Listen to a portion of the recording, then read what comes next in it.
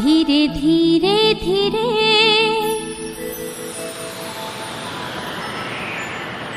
मेघ बरसिला छम छम।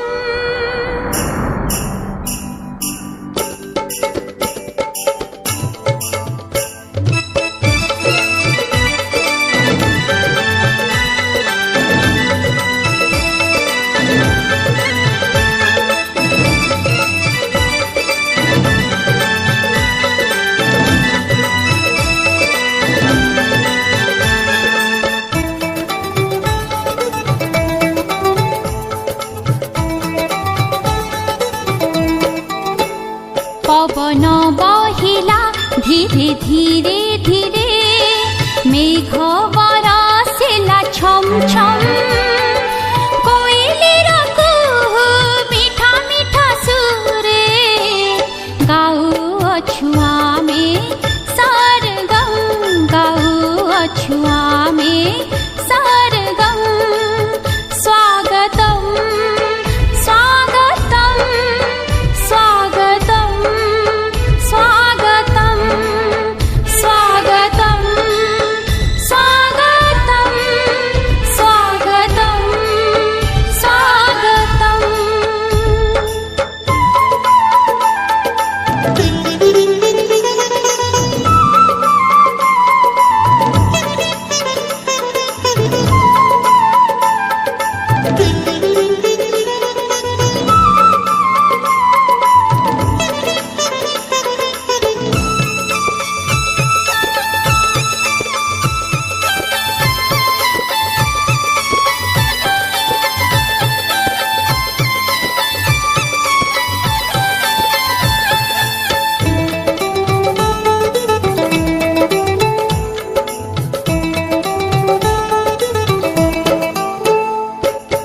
बन उपवने फूल फुटिछि बसंत कहुछि किए आसिछि।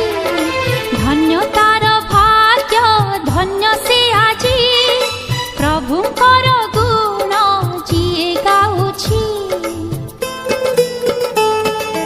नदी धार परी जाउछु बही मनर कथा जे कहुछु एही।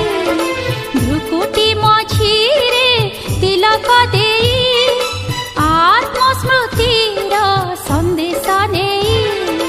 अतिथि सत्कार करे चौदिग नुपुर करे पादे छम छम। नुपुर करे पादे छम छम।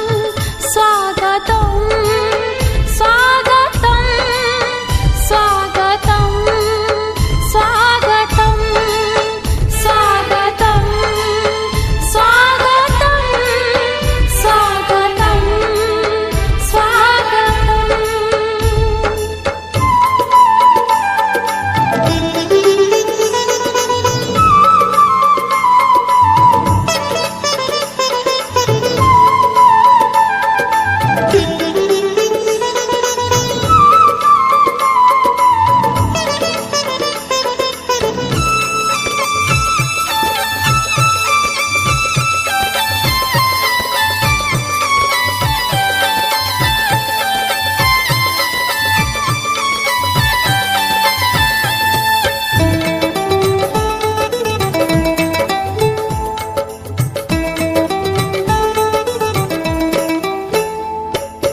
बेलाकु आउ हेला न करी आस चाली जीवा ए लक्ष्य धरी।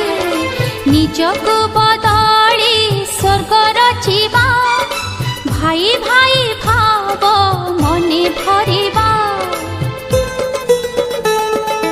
हसी हसी कहे नील गगन पुण्य प्रेम भरे सुख सपन। धन्य होई गला आम जीवन जेबेठु होईछि प्रभु मिलन।